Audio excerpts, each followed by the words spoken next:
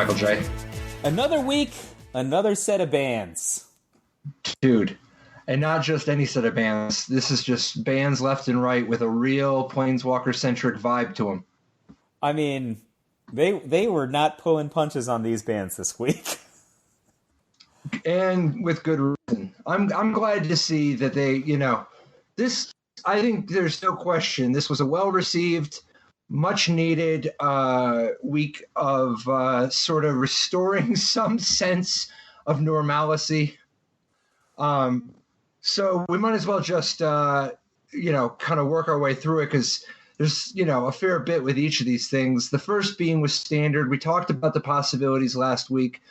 I think we were on the same page that without question, you really had to ban Oko as a starting point, and that any plan not banning Oko was going to be kind of just ludicrous how much other stuff you'd have to do. You would have to do a lot.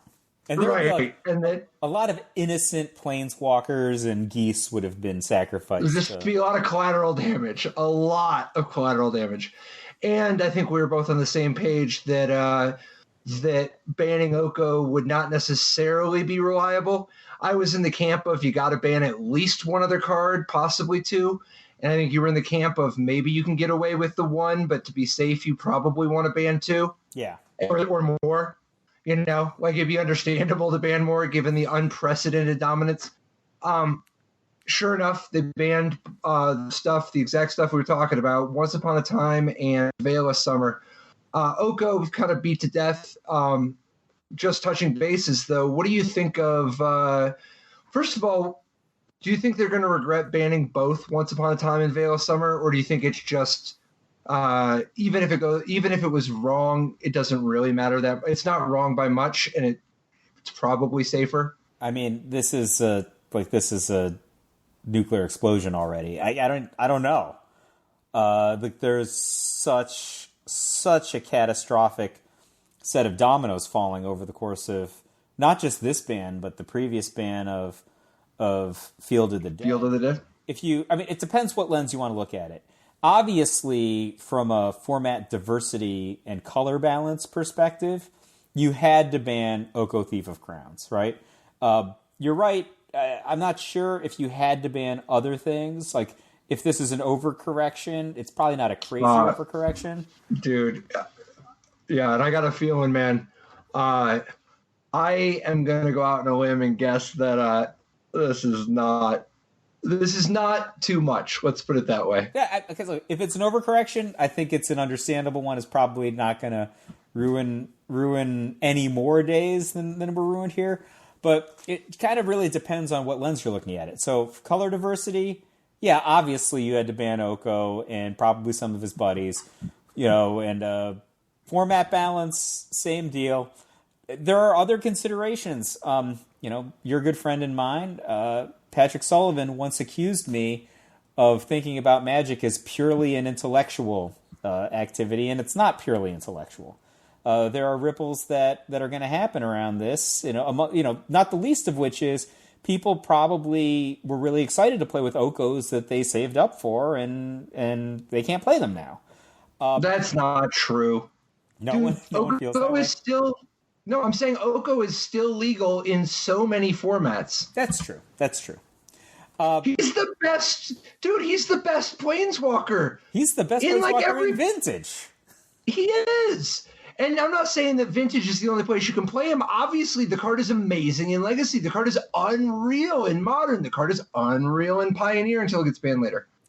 But for now, it's unreal. So for Standard bans, I really like the Veil ban. I mean, I think there were probably 6+ Veils in my deck and my opponent's deck every round, like the PTQ that I just played in. I had all 4 of my Veils in every round after the first round of the tournament. The card is as ubiquitous as Oko or more because it is played in decks that aren't Oko decks. Like Gruul beatdown decks, for example, also play Veil. I think the Mythic Championship 5/World Champion Javier Dominguez even played main deck Veil at Mythic Championship 6. Once Upon a Time, though, I don't love this. I tried to tell you, man. Not only is it good that they ban Once Upon a Time, they gotta ban the London Mulligan rule. So So, so, all right, whatever. That's a a story for another day. yeah, The I know what you mean. London Mulligan rule is a little bit preposterous, but whatever. It's such a joke. Like I just mulliganed to 5 or 6 like so many times, and then just oh, now this hand is fantastic, and I'm going first, so I'm going to destroy you. Yeah, like that's probably a little too good between Once Upon a Time and the London Mulligan and 1 drops and 3 drops on turn 2. So here's the thing I'm wondering, man. Yeah, Dude, where does it go next? With Oko, Once Upon a Time, and Veil of Summer. So Veil of Summer, I think the consequences of Veil of Summer are pretty easy to predict in that it just benefits anybody who was playing with discard spells like Thought Erasure, black removal spells, and which we're already seeing play, but we're just getting like held in check by Veil of Summer. And then the permission that's not that good anyway is like less horrible.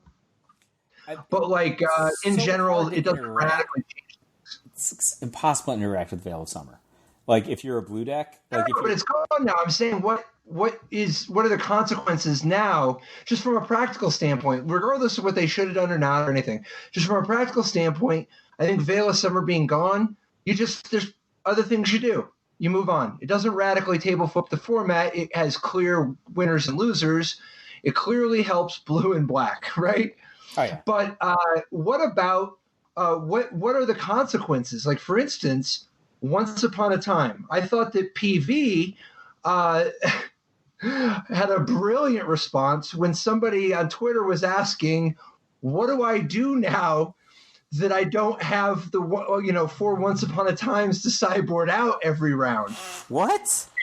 Yeah, and Paulo's response was just sideboard out the 4 lands you're going to have to put in your deck to replace the Once Upon a Times.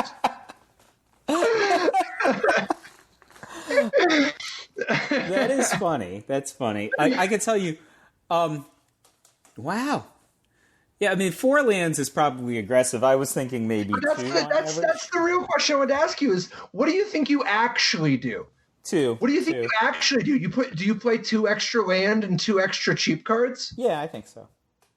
I mean, you mean like in a Gruul beatdown deck, right? Or anything. I'm saying, like, because nowadays, if you were playing, say you were playing like a green-white or green-black adventure deck, what are you supposed to do? Do you play 2 extra land and then just 2 more random cards with adventure? I think you have to play 2 extra land. And that second thing you said, I don't know, are there cheap enough cantrips you can play in those colors? Probably not, right? There was a card I was toying with playing, which I don't think is too bad. The one that's like G1, gain 3 life, get a permanent in the top couple. That's not the best, but it's Once Upon a Time. But why? Here's the thing. Why are you looking specifically for cantrips? Once Upon a Time occupied a unique position in Standard, right? So it was land on the first turn, it was a free card draw on the first turn, and it was spells late in the game, right? So I think like you can't replace it with not cantrips. Or, I mean, you can. I mean, you're just going to have like much more volatile draws. Not much more volatile. You're just, I mean, yeah, obviously if you just have a free way to smooth your draws and then you replace it with something that's less versatile, but like you can't play that one anymore. You got to replace it with something, and it doesn't mean it's worth paying a premium to play with a worse cantrip. It's not like these decks were just going to play cantrips anyway. They only played with Once Upon a Time because it was busted. What I'm wondering is why not just play more copies of stuff? Like, what are the next best stuff? Like, for instance, Ela Cassis's Golgari Adventures deck in the top 8. First of all, I mean, no disrespect, but I would have. It's funny to me to play 3 Lovestruck Beasts. So I think at the very least you can just play a 4th Lovestruck Beast and like an extra Order of Midnight or something, or an extra Paradise Druid. You know, it's like if you just put a Lovestruck Beast and a Paradise Druid in your deck instead of the 2 although he only played 2 Once Upon a Time, so I don't know. I would have played 4 there. But regardless, if you're going to cut 2 Once Upon a Times, I think you add 1 more land and 1 more Lovestruck Beast or whatever. If you've only got 3 Lovestruck Beasts, that sounds like a pretty good plan to me. I think Lovestruck Beast is pretty much. I guess Murderous Rider is in Golgari, right? But Lovestruck Beast has got to be edging towards the top of the available adventure guys you can play. For sure. And it's going to be even better now with blue-green out of the way. You know, like the fact that Lovestruck Beast is like such a solid force against the red aggro decks and such. Yeah, it's hard to argue that point because of how great blue-green decks were up until this ban. But I think that at least if you're the kind of person who's choosing to play the Golgari Adventure deck, and I'm not saying that you're that kind of person or that you would necessarily agree with that person's reasoning, but I think that those guys, you know, must have liked their blue-green matchup to some degree and would point out, like, blue-green's actually pretty bad at interacting with Edgewall Innkeeper in Game 1. So maybe they liked that one, and that replacing blue-green decks with shock might be worse for them. I don't know. Is that a crazy thing to think? Yeah, because you know what I like? I like math. Yeah. Every Edgewall Innkeeper deck had a losing record on the average. Every archetype had a losing record against every version of blue-green. No, not green-red. Green-red was good.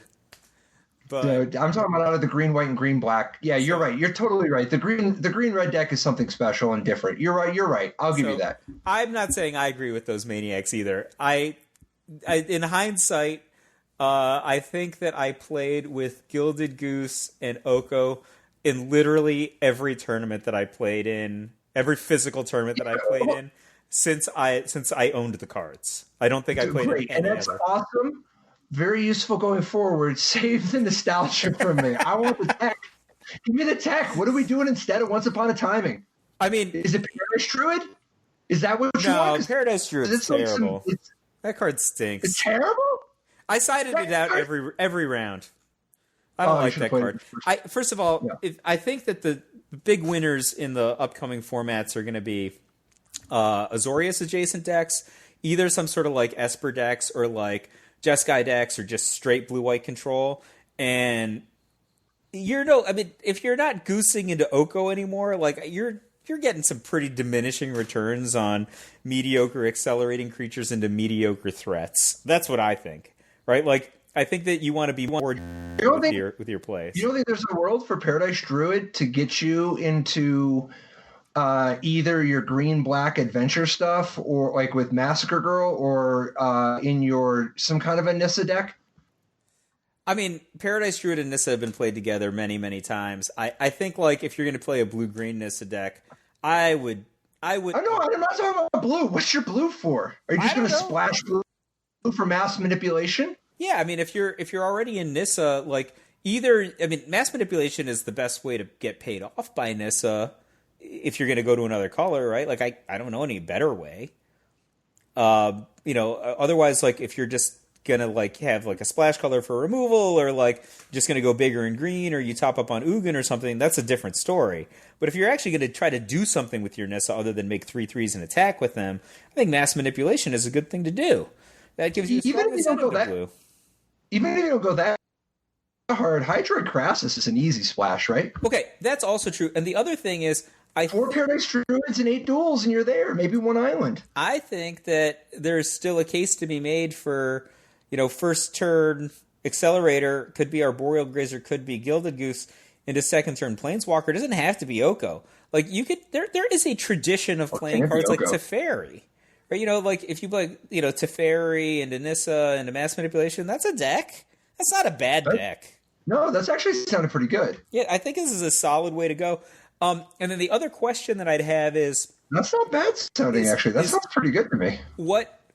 What's the fate of the cat deck with no Oko? Like, the cat deck actually got away pretty scot-free. Now, they were Once Upon a Time guys. They were Veil of Summer guys, but everybody was Veil of Summer guys. But Oko is like, that was their splash color. What if they're Jund? What if they're, Fey Cursed King? What's that dragon? Fey Cursed King? What's his name? 4/4 dragon for 5, sacrifice self, +1/+1 counters, and draw. Like, you could... I could see Jund cat food becoming the next big deck in Standard. With... I could too. With I'm cats, with with witches' ovens, and maybe in some crazy world, now that everything that costs 4 or more mana isn't automatically getting turned into an elk, we can see cards like Feasting Troll King thrive. Like, that's a powerful Magic card if it's not automatically an elk. Sorry. No? Bad news for you. I would love if that were true. They have not engineered this format in a way that makes the Troll King good. Like, viable. I don't. So, I'm sorry, dude. I know how bad you want it, but okay, I mean, who knows? Maybe that's a lot of food. That is a lot of food. That's my like 3rd tier thing that I want to be good. Maybe 4th. Like that's fair. I would describe it as 3rd tier among your ideas. I mean, right now, if I had to like jump into the Twitch Rivals tournament or something, I would probably have gone in with mono red with 4 Embercleaves. I think that is a way. I think mono red is gonna. You like mono red better than red green? They're both have. Or red and white for that matter. I like mono red way more than red white. Red green, okay. I think I only like because of Javier Dominguez, and I think that deck gets a little eviscerated by the removal of Once Upon a Time. Like, all the decks that he's chosen to play, whether they were Pelt Collector decks or Edgewall Innkeeper decks, were pretty narrowly balanced at the 1. I mean, if you're doing nothing on turn 1, I don't know. I don't know about that. Right? Nothing? You just don't think that the mono red deck's going to get eaten alive by Massacre Girl? Massacre Girl's going to be everywhere, right? Yeah, but mono red deck is going to like deal so much damage. If they have like Torban, Embercleave, Slaying Fire, like I think that if you're as a player who tried to make mono red work, in this era, which I know that's foolish. Those are the cards I had on Arena though. You could have like 3 guys on turn 2 and be like, all right, this is a pretty good mono red draw, and your opponent just like literally just like 3rd turn Oko, nothing else, and you're like, I'd probably lose. Literally just lose right there. You don't have enough power. Yeah, but it's not like you're beating Once Upon a Time. I mean, Lovestruck Beast. Lovestruck Beast is just a guy. I mean, it's not just a guy. It's a guy and a gal. Guys. It's 2 guys. Okay, it's a guy and a gal. But you, of all people, know that the dorky little mono red guys can get by and beat the bejesus out of like these great 5 toughness green creatures. You've been doing it since your first Pro Tour. But they didn't make the green cards like they have in the last year. They underestimate us. They hate us. They complain when we get them for exactly 20. Do you like Rakdos cat food at all? I think that I would Jund Sacrifice before I ran. So like if you play black red, I guess your mana is better. And then you play some sort of like Priest of Forgotten God. Are you gonna play Priest of Forgotten Gods anyway? In black red, I would certainly play like the free. No, in Jund. You think in Jund you just don't? I don't think so. I think that the allure of Jund is more in, the dragon guy, and then like there are like a lot of ancillary cards that have gotten 0 attention to this point. I mean, well, first of all, you can play with Trail of Crumbs in Jund, right? Like that's meaningfully different than the black red sacrifice deck. Like that's like a big difference. I also think I would play Vraska, which is in Jund and not in black red, and so. Vraska obviously is substantially disempowered if she doesn't have Oko just producing food for her to eat every turn. But Vraska Cat is pretty good. Like that's a fine combo. Definitely. So I think like there's plus Massacre Girl's just so good. Yeah, you don't need the red. I mean, I think like the red cards are in the Rakdos Sacrifice deck. They are frustrating to play against if you don't know the play patterns. I mean, sometimes they just invalidate strategies, right? Like, is it the Mayhem Devil? Is he the 3/3 guy that just pings for 1? Like, that guy's fantastic against blue creatures, right? Like, if you got, like, Brineborn Cutthroats or Spectral Sailors, like, he just single-handedly annihilates blue creatures, right? So it stinks to play against that if you're trying to play blue. But, outside of that... Or rather blue creatures, I guess. Yeah, but some people play blue. Blue-green Flash plays them. Mono-blue Flash plays them. Blue-green Flash, actually, wanted to ask you about that, because Green Flash seems to me like a potential big winner. I think Blue Green Flash is great for multiple reasons. One, you and I both like it on the merits. Two, I think Night Pack Ambusher is just one of the best Magic cards in the entire format against Nissa. Like, you know, like if you just like say go and they just go Nissa and then you just untap a forest and attack and you just eat it, right? Like that's phenomenal, right? You're 4 against their 5, and then like you have this probably a great Counter-Strike lined up. I think like that is going to be one of the play patterns. I mean, not that specific play pattern, but just, you know, anything with Night Pack Ambusher just dive bombing a guy in combat when the opponent is tapped out is going to be an important thing in this new world where all the Simic decks just aren't about turn 2 Oko. Sure. What are the pillars now? If there's Nissa obviously has got to be one of the pillars, right? Yeah. So one of the reasons why I like the Azorius adjacent decks so much is because with Nissa, one of the pillars, like mass creature removal is increasingly good when Nissa is good, right? Because you're also getting the Armageddon effect, not just the creature removal, but you're also blowing up their lands. Like if you leave them with a Nissa, but they've only got 2 or 3 lands, like it's tough for them to do anything, even though they have this powerful mana engine. Now, separately and on top of that, there are totally unexplored loops in Standard that are really powerful. That just like they're powerful on their face, like Beanstalk Giant and Realm Cloak Giant, and Realm Cloak Giant and Time Wipe, right? Or like all of those cards with, you know, some amount of planar cleansings in your 75. Like where it's extremely difficult to interact with you if your opponent is not playing blue, right? So if they've got a ton of Disdainful Strokes, then all these cards they're just cards, right? You know, this is a great threat answer, and it's basically exactly what Disdainful Stroke was designed to destroy. But if they're not blue, like, just don't be mana screwed. You just hit your 5, hit your 6. You're gonna dominate people who are just deploying a bunch of permanents to the battlefield.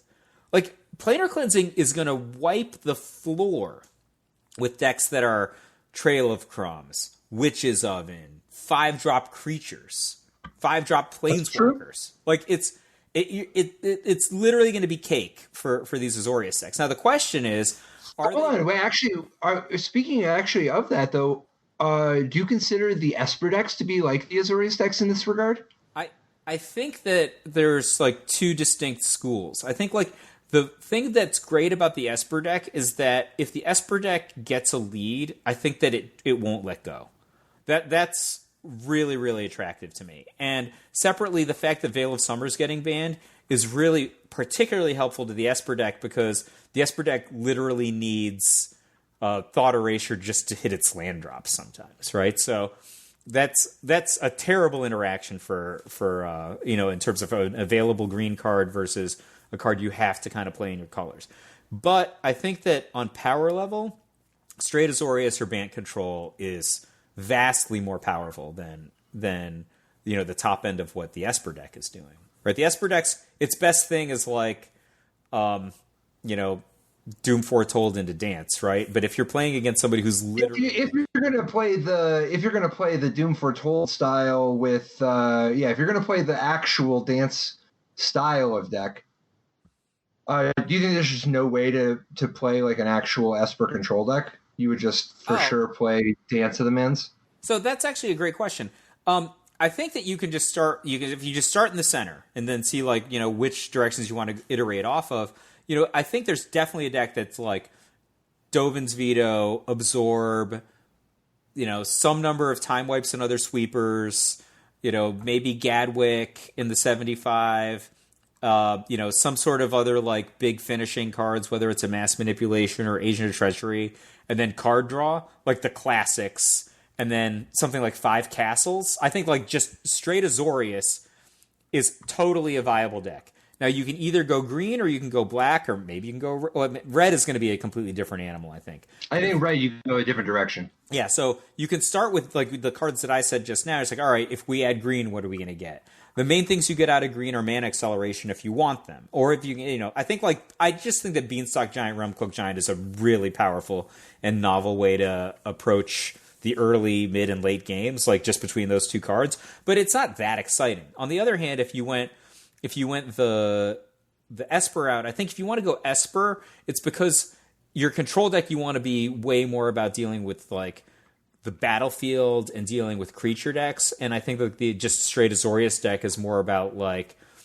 you think that your strategy is good and you want to take on all comers, right? Like that feels like very the classic kind of the deck to me. Like if you're straight blue white, like I've got permission, I've got a variety of stuff. Versus Esper, I think you're like going to be more Oath of Kaya, more Murderous Rider. Because why wouldn't you? Those cards are fantastic, right? But just going in that direction, it's because you want to deal with creatures, I think. Yeah, because I wonder about like how many Oath of Kaya do you play if you're not actually playing a dance deck? Could be 4. I mean, it depends. If you're playing an Esper deck, right? Like, what are the incentives to Esper? It doesn't just have to be like this like blue-white Drago deck splashing black, right? You could just be, black, white, and blue starting on hero, right? I mean, I think Thief of Sanity is probably one of the best cards in the format still that nobody plays. Like, that card seems to me like there are many situations where if it resolved, you would just murderate the opponent. There are people are playing Teamer. Like, I'm sure you've hit somebody with the Thief of Sanity when they were playing Teamer, Patrick. Or like, Dude, you're always in for Thief of Sanity, though. Have you ever been hit by one? It does not feel good. I've hit plenty of people with them. Yeah. How often do you lose if you hit that guy one time? Like, it's so good. I don't know, dude. I just think in the world of you don't think that people are just going to have enough incidental ways that they can't even take out of their deck in order to beat the Thief of Sanity? I think that if you're going Esper, it's because you have a specific kind of opponent in mind. I think that if you're going Azorius, it's because you like your strategy. That's just those are the mental impressions I have. I think you've related the similar kinds of ideas to like hot cold, like this deck is cold, this deck is hot, and they just pull your motivations in a certain way, even though they have many cards in common. That's just how I approach it. I might not be right. Dude, I'm looking at this Esper thing, man. Maybe I'm just like old school, but man, like if you just play like 4 Chaos Wraths, 2-pointer Cleansing, some Oath of Chaos, couple Quenches, couple Dovin's Vetoes, maybe do you even want Sinister Sabotage? I think you'd rather Absorb than Sinister Sabotage in this deck. Yeah, I think you're right. I think Absorb sounds better. I think like if you're going to go this direction, you want to kind of buttress your life total. And then like a couple Murderous Riders, 4 Teferis, 4 Thought Erasure, 4 Opt. I would probably in for 4 Murderous Rider personally. Like the card is so versatile. Yeah, but even with the life total hit, he pays you back. And then, dude, at the top, is it weird to play like 1 Agent of Treachery and 1 Ugin the Ineffable? I think I would rather have an Ugin and Bolas's Citadel than an Agent of Treachery. Bolas's Citadel? Yeah. With all these counterspells? All right. I don't like Agent of Treachery in this kind of a deck. Okay. It just makes their removal live. Like it's like it's not that it's so meaningful to kill it because you get the confiscate no matter what, but you like spent a bazillion mana on a 2/3. Like everybody's got like a lightning strike or an oath or something to kill. It's just, wouldn't you rather just play like 1 mass manipulation then? It's cheaper to steal a single permanent. Dude, what if we play the Magic Mirror? That's the blue X thing? Yeah, if people aren't gonna, it's not X. It's 6 blue. It's this spell costs 1 less for each instant and sorcery card in your graveyard. You have no maximum hand size. At the beginning of your upkeep, put a knowledge counter on the Magic Mirror, then draw a card for each knowledge counter on the Magic Mirror. Dude, if there's no Oko to turn this into an elk, what if we just Magic Mirror, man? Can we have it's like the dig through time of personal howling mines, man. Is it just instants and sorceries in your graveyard, or also from exile? No, just your graveyard. But you don't have to exile them, so you can use them later for any of that kind of, that kind of is it stuff. But like, if you just, I don't think it's hard to end up in a spot if your deck has got ops and thought erasures and some permission, some removal, and you're going to end up with it's not going to be that long before you got 5 or 6 sorceries and instants in your graveyard, and then you're just spending 3 mana for this thing that completely takes over the game and is a much more difficult card type to interact with. I mean, there's going to be murderous riders all over the place. Oh, my strong expectation is you're playing this for 3 with like double counterspell backup the turn that you're playing it. And I think when you do, you don't even need the counterspells. You just play this and they can't get rid of it. No, I'm just saying, like, you have like, I don't know, like 5 or 6 mana in play, or more than 7 mana. Because I don't think you have to wait until you have an iron grip over control. I think you just play this when it's convenient, because it's going to start drawing you so many cards. Dude, the Magic Mirror might be the new hotness. I think you might be right. That sounds compelling to me. It's powerful. As long as I think you want to make sure you got a couple ways to get out of it. But a second Magic Mirror is an awesome one. A single bounce spell in your deck is good. There's a few different things you could play. Would you like Brazen? At the end of the day, I think that card is really versatile. You think that the Brazen Borrower is really versatile? Yeah, it's really versatile. Sure.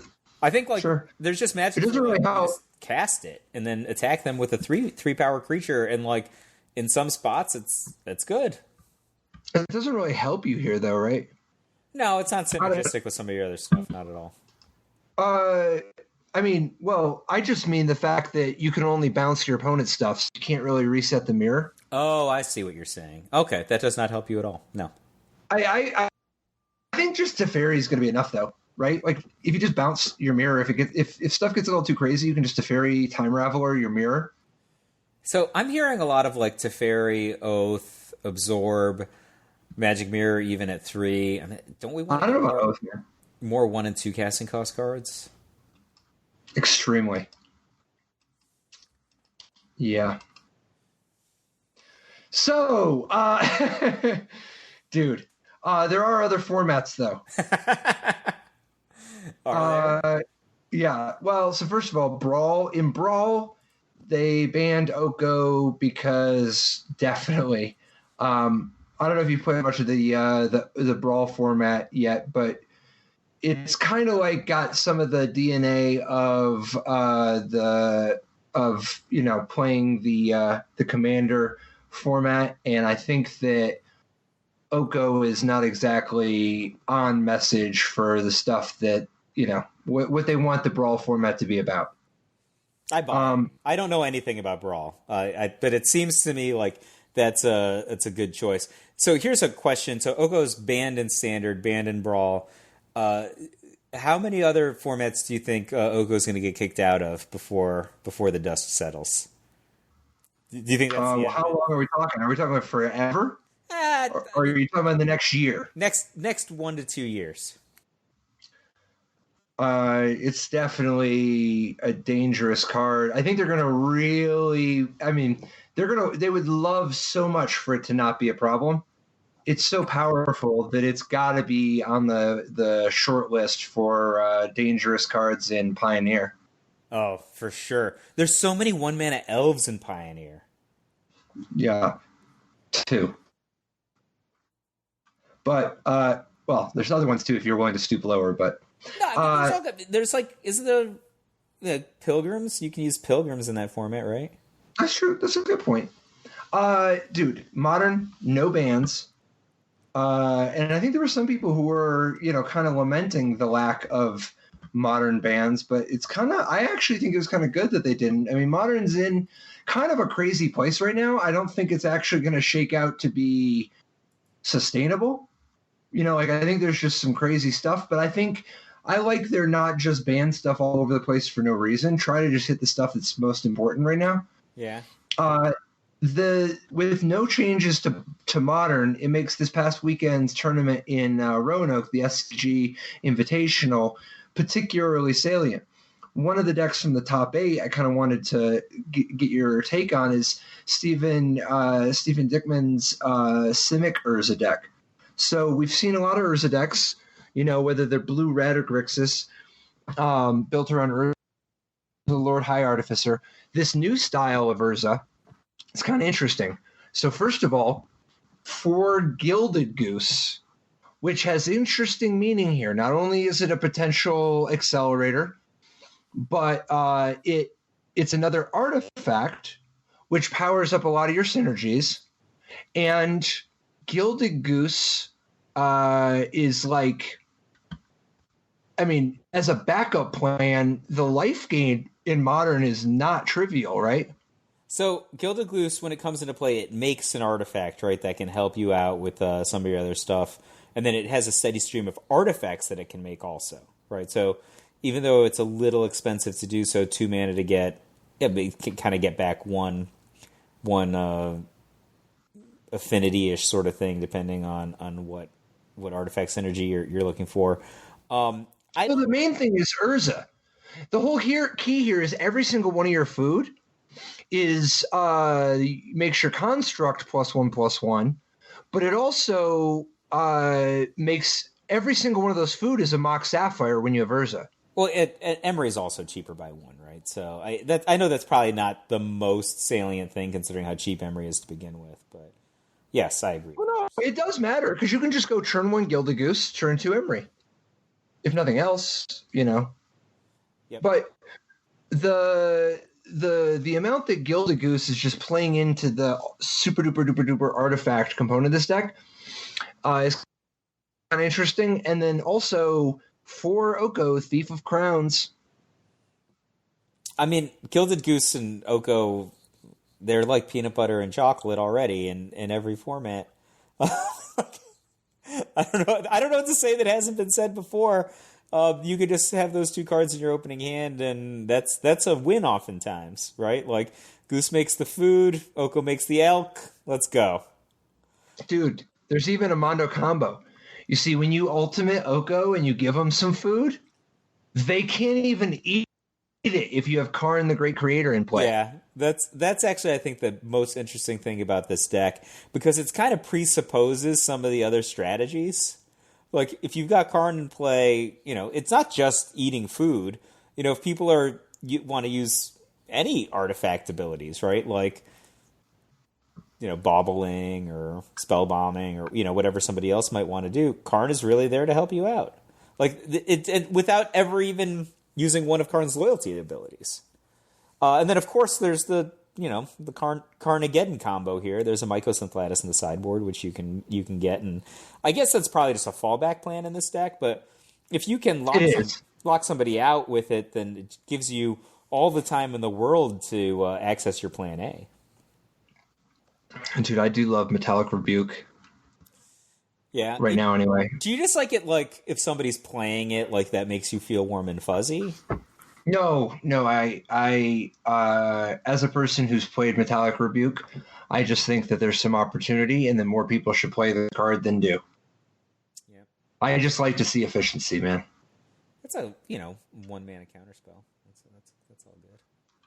And it's a very well timed 1-mana counterspell because it very often comes online and it is 1 mana at the time where you most need it, like right around turn 2 or 3 or 4. But so what do you think, man? Is this an improvement in the Urza deck, or is this kind of a lateral side grade? I think it's a lateral. It obviously, it's just not appreciably different enough. Well, I think I like it as a metagame call right now. I think it's a small step forward, but I think it's a step forward. I actually like it better than Grixis Urza. It's not higher than Grixis Urza, is it? It doesn't do a bigger thing. They do equally big things, right? No, it doesn't do a higher thing. It does a smaller thing, actually. But it can duck under the Urza deck a little bit because in the mirror, if you drop Karn the Great Creator, if you're playing a Karn the Great Creator dampening, if you play Karn the Great Creator Mycosynth Lattice deck, like that ruins the mirror, right? Oh yeah, for sure. I think that the innovation of Karn that's very meaningful. Obviously, if you don't have a way to stop them from casting Karn, or it resolves, I mean, it might just turn off a bunch of your stuff. I actually think, jumping back to Standard just for a millisecond, Karn is probably an underappreciated card in Standard. If you think that people are going to play with Witches' Ovens and Food and Planeswalkers together, Karn shuts off all the ovens in their deck to begin with, shuts off a lot of their food, and then you can just get Sorcerous Spyglasses for their Planeswalkers. It's actually a pretty compact way to interact with future cat food decks, I think. That's interesting. That is interesting. It's like one card. I mean, the difference in Karn and Standard, and even Karn prior to this rotation, which includes Throne of Eldraine, it doesn't have any like big whammy jammies anymore. It used to be you could get like that Chaos Wand, or you could get something like the Immortal Sun that was really big to win the game. And there's just, I mean, Meteor Golem's about the best thing you can get with a Karn right now. So I think you have to accept Karn as like this kind of chip shot card that happens to generate a lot of like kind of wide card advantage in the correct matchups, but isn't gonna get you the kind of Mycosynth Lattice return that you're gonna see in Modern for sure. Yeah, I mean it could be sweet if you can support Chamber Sentry, which actually, on that note, is there any future is there anything we can do with guilds, with like guild gates? Well, I was kind of thinking like, just what kind of big thing you could get with Karn at all. And I think that maybe there's an argument that you could get Golos, right? Speaking of guild gates. That's a good point. And then Golos can just like get you the guild gate or whatever you need to complete the puzzle of how to activate Golos in the future. And that, Golos is pretty titanic in how we've approached Titans in the past. Like, he's a pretty decent sized, powerful body. He has a powerful comes into play ability, and if you don't kill him and you have the mana to operate him, guy's going to generate a tremendous long-term advantage. So I think that Karn into Golos is a potential thing. I'm just not sure how interested I am in the thing that can kind of put together. But I might be wrong. Might be fantastic. Maybe a Gates, like maybe the central strategy should be Gates, right? Gates Ablaze and, whatever Gates payoff type cards, and you add Karn and Golos to that strategy, and you get the next cat food. Maybe not the next cat food, but, the double synergy deck at least. You mentioned Vantress Gargoyle earlier. What do you think of that card? I think it's probably underplayed. Right? Like, that's a pretty good blocker, right? Yeah, it's a fantastic blocker. It's a pretty. The other thing is, it's like super annoying in weird situations, right? Like, what do you do if there's a Vantress Gargoyle in play and you draw, a Temple of Triumph or whatever? What's your play? Like, there's some interesting tactical implications. Yeah. Behave normally. Behave normally it is. I also think that, and probably find myself gritting my teeth against that guy. Man. So with the, back on the Modern tip very briefly, though, at the Invitational, the one other deck I wanted to see your thoughts on here. Does the Crabvine deck do anything for you? I mean, it's like a lot of stuff we've seen recently, but the use of 4 Merfolk Secret Keepers along with 4 Stitcher Suppliers and 4 Hedron Crabs and 4 Creeping Chill. This deck goes all the way to play Memory Sleuth. This deck, A, knows what it wants in life, and B, yes. Merfolk Secret Keeper and Glimpse the Unthinkable. I mean, this is a deck that knows what it wants. One thing I love about it is Merfolk Secret Keeper on the backside can set up the Vengevine. Gotta respect that. But I mean, this deck is the definition of folds to a ley line, right? Like, this is Well, no, because you can just go, turn 1 for 1. yeah, Turn 2 1 flyer for 2. yeah. And, hopefully that's enough. Maybe eventually you'll get up to 3 and you'll be able to play a 3/3 for 3. Yeah. In the modern format, I'm just gonna go out on a limb and say that's probably not good enough.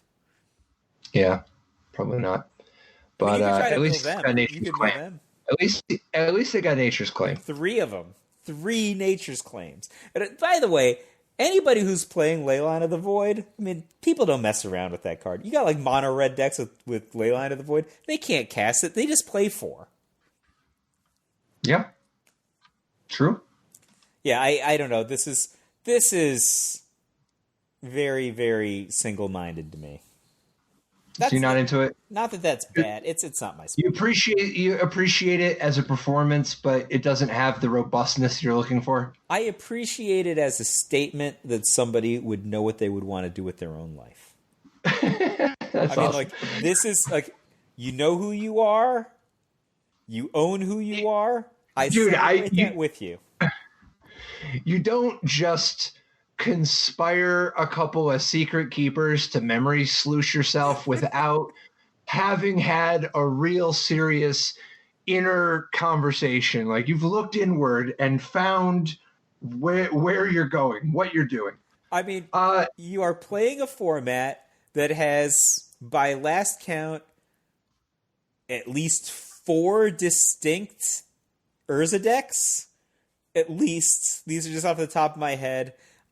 Any number of powerful fair creature decks, Tron, Storm decks aplenty, Burn, Amulet Titan, other Primeval Titan type decks, various big creature unfair decks like Eldrazi Tron.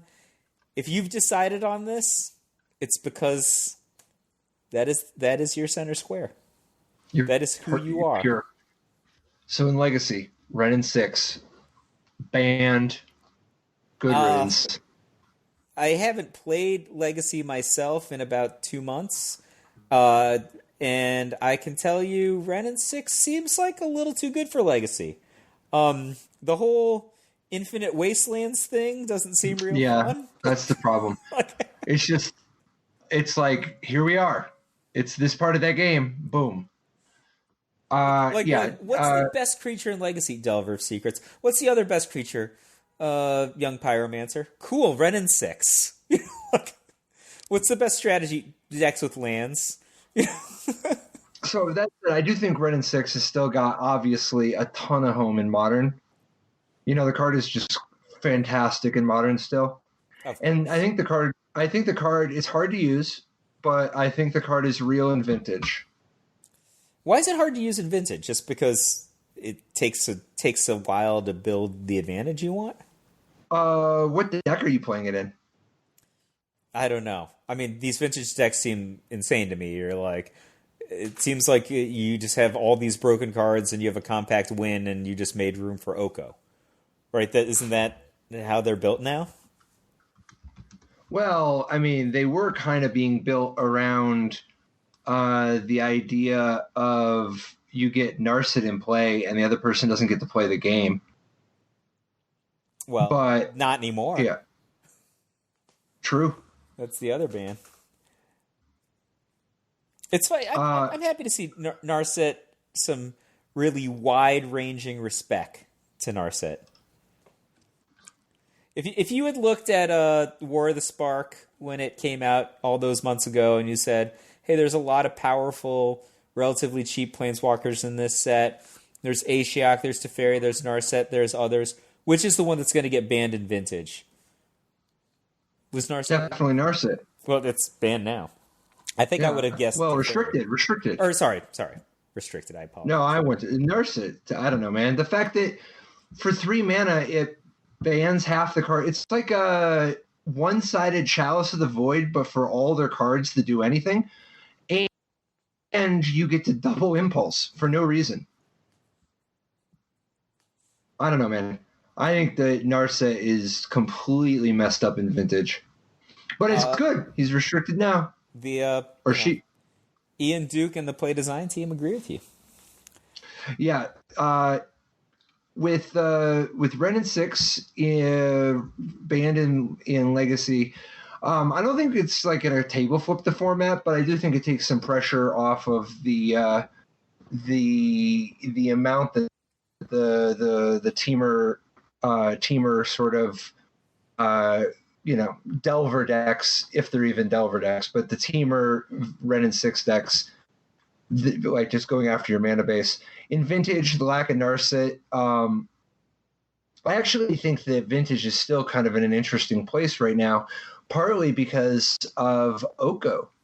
Like, Oko's quite good, and I think that Oko is going to gain from Narset being restricted. Like, you don't have room for that many 3-cost Planeswalkers, and the only good ones are really, from a Vintage perspective, are Dak Fade and Narset and Oko, I think. Teferi's no good? Teferi Time Raveler? Yeah. I don't know why it would be. I don't think it's... No, I don't know, man. I don't know why it would be. When Oko's It doesn't seem good to me at all. In Vintage, what's Oko doing? Making food, making elk? Well, it depends. To begin with, imagine your opponent is playing some sort of a workshop deck. Yep. Now none of their cards do anything. Alternatively, imagine you're playing Oath of Druids. Oh, there you go. Yeah. Wow. Yeah. Oko and Oath of Druids. Wow. That is a combo. You just made me want to play Vintage, my friend. Dude. That seems so filthy. It is. It's every bit as filthy as you're imagining. Oh my god. And it's just, even if you just don't have that going, Oko's just this great card anyway. Oh yeah. It's just fantastic all the way around. Are people swinging in the red zone with their Mox Pearl? Is that a thing that's happening? Black Lotus, dude.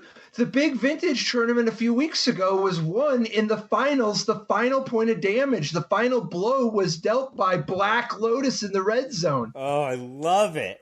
Yes. This is magic as Garfield intended. Yes. Dude. Battling Black Lotus. Swinging for 3. Yes. So finally, as is tradition, they announced the Pioneer band list changes after the Pioneer band list long lunch.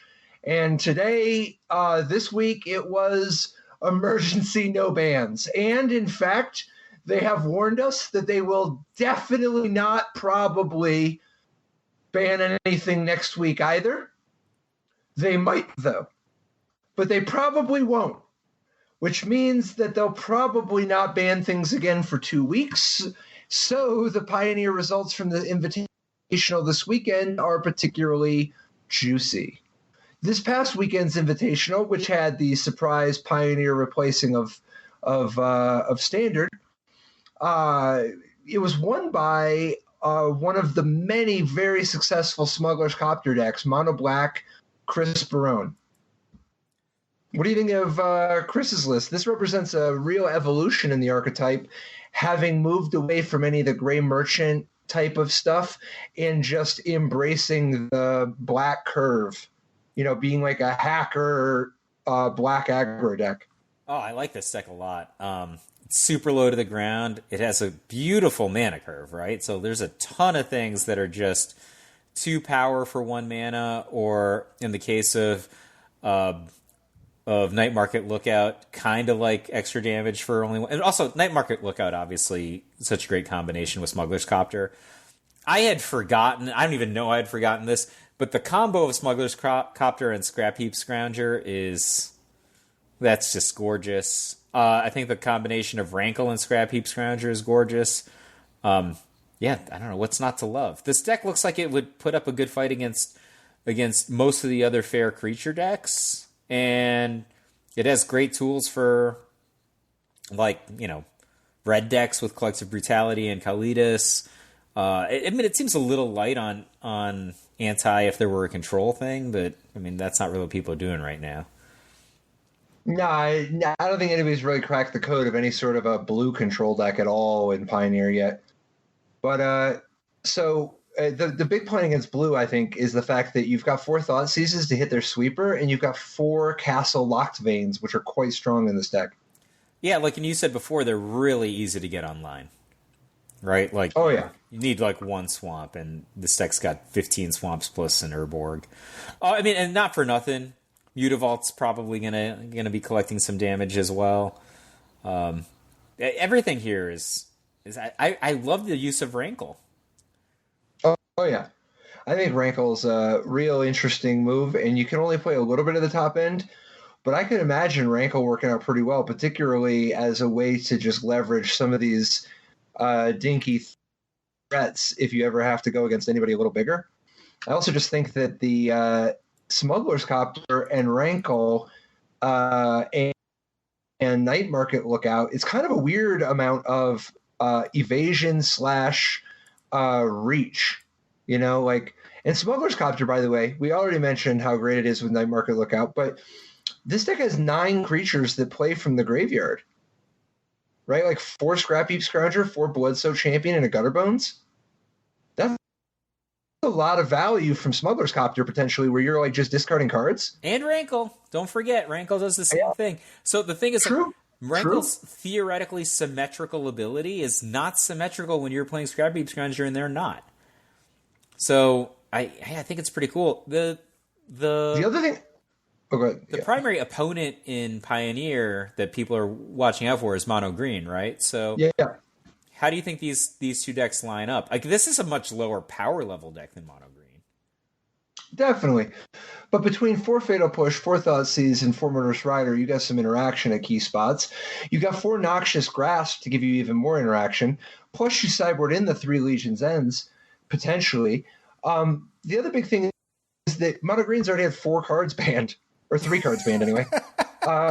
So it's and we're not done yet. You know, they're like on their last legs, and they're only like 10 years old. Oh, I don't think they're on their last legs. I think they still got a lot of fight left in them. But the other thing about Rankle that I really appreciate about this is that it gives you another way to trigger your Revolt for Fatal Push. You see, with obviously there's the potential of just attacking and your guy dies in combat or something, right? But you can't always count on that. But the possibility of being able to just drop Rankle in the same turn attack and then discard a card or sacrifice a creature, and now your Fatal Push is online, you don't actually have to lose anything, you know, because Rankle could just be flying over the top or attacking past some sort of tapped creature. What's super gross about that is even if you have to, like, you know, sacrifice a permanent that's already in play, this deck has so much rebuy that it's symmetrical to begin with. You're getting your other powerful removal spell online, and you're just going to, you know, buy back your Scrapheap Scrounger next turn anyway. What do you think about the use of 4 Night Market Lookouts and only 1 Gutterbones? Gutterbones, I think, is a higher quality card on average than Night Market Lookout. Night Market Lookout, I think, is very specifically synergistic with Smuggler's Copter. That said, if you got like 4 Bloodsoaked Champion, you know, you're not really like hurting for aggressive 1-mana creatures in this deck. Night Market Lookout kind of can fill that role. It kind of does, you know, if it just attacks, it's tapping. But it gives the deck a full different dimension. And so I think that Gutterbones is a stronger card, but the extra dimension is maybe worth the investment here. One of the weaknesses of Gutterbones specifically is that because it enters the battlefield tapped, rather than just not being able to block like the Bloodsoaked Champion or the Scrapheap Scrounger, it can't even crew a Copter. Oh, that is a huge check mark in favor of Night Market Lookout then. Yeah, that's what I was thinking. Because obviously the combo with the Market Lookout is good, but the fact that the nombo with the Gutterbones is so bad is enough to me to kind of get me leaning the other way. I gotta say, Patrick, I think I'm in for this deck. I think that maybe this is the kind of deck that I wanna explore in Pioneer. I like this direction.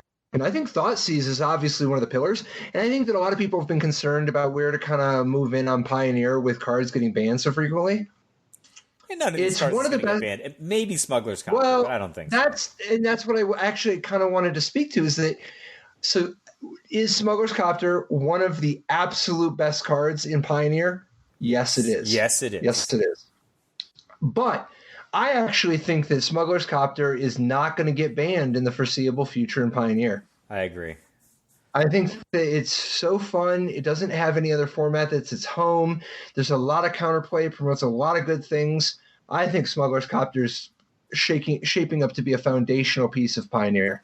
And there's enough good stuff going on that aren't Smuggler's Copter, that are maybe not equally good to Smuggler's Copter, but like they're like good enough that they don't even play Smuggler's Copter. Like, for example, the mono red decks don't necessarily have Smuggler's Copter. I don't think they should. No, I mean, it's okay. You have to be in for Fiery Temper if you're going to go that route. Yeah, like the mono green Devotion deck is like basically the leading archetype in the format. It doesn't play Smuggler's Copter. Yeah, but a lot of other decks do. Yeah, I mean they should. It's a great card. But it's so not like actually ubiquitous. No, definitely not. Not yet, anyway. And I hope never. What do you think of the possibility of playing a Blight Beetle or 2 or 3 in the sideboard of this deck? The Blight Beetle is that 1 and a black protection from green creature that makes stuff not able to get counters. I know it never really had much purpose in Standard, but creatures your opponents control can't have +1/+1 counters on them on a 1/1 pro green card is like, isn't that like the remedy for the Hardened Scales decks? Well, it's also, isn't that pretty good against Voracious Hydra as well? Like the mono green Devotion decks, a lot of them are leaning on Voracious Hydra as their main kind of payoff card right now. To answer the question of what am I going to do with all this mana, I'm going to make a 2020 Voracious Hydra, or 2021, sorry. And they can't even play Walking Ballista to get your guy off the table. I mean, obviously, if they already have it, they got whatever they have. But like, if they don't have the Walking Ballista already down, they don't have any answers really in their deck at all. Sounds great to me. I mean, because for instance, even like Vivian Arcbow Ranger that they play, you can't Vivian Arcbow Ranger it. It counts as a great ability. So I don't know, man. I think Blight Beetle could actually be kind of nice. Are you going to play Blight Beetle and continue to play all these Noxious Grasps? I mean, you kind of have to spread the wealth around, right? No, I don't know, man. I think you got to. I would play 4 Noxious Grasp. Maybe I could see going to 3, maybe, but I don't know. I think Noxious Grasp is just so good. I don't think you board them all in against the same people. I think Blight Beetle, for instance, you're not playing that against Mono Green Devotion, and I don't think you have enough room to play very many Blight Beetles because I think you gotta. I don't think it has as wide of a swath of decks that it hits. Do you think this sideboard is a little thin for mono red? It's got like some collector brutality. Maybe you're going to duress them, but it is. If mono red becomes a bigger part of the format, I don't think mono red's very good at all. I think that the Izzet aggro deck is better. The Izzet Ensoul Artifact aggro deck with that's an Bomat exciting Courier, deck. Gingerbrute, Bomat Courier, Stonecoil Serpent. Stonecoil Serpent bears particular interest because with 4 skilled animator and 4 of the Ensoul Artifact, when you buff the serpent, it still gets the benefit of the counters. So like even if you just played a 1/1 serpent on turn 1, it attacks for 6 on turn 2. Yeah. It's cool. And like you could like Stonecoil Serpent is a card that's available in Standard right now that basically no one is playing, but it's in multiple strategies in Pioneer already. Oh yeah. The fact that it combines with Hardened Scales type stuff or it combines with the Ensoul Artifact, definitely interesting. Plus they got that old Chestnut of Darksteel Citadel and Ensoul Artifact. Oh well, that's a heck of a combo. It's just as good now as it was in Standard 5 years ago. Finally, not really a deck from the tournament, but do you think there's any future in Possibility Storm in Pioneer? You're not feeling it? No comment as of yet. Like, so when you have Possibility Storm, which reads, whenever a player casts a spell from his or her hand, that player exiles it, then exiles cards from the top of his or her library until he or she exiles a card that shares a card type with it. That player may cast that card without paying its mana cost. Then he or she puts all cards exiled with Possibility Storm on the bottom of his or her library in a random order. So when you have Possibility Storm, supposing that you can end up with if you have Fae of Wishes, you can Fae of Wishes for a sorcery out of your sideboard. I don't know though. That doesn't really work. But you got to have you have this enchantment in play. It costs 5 mana.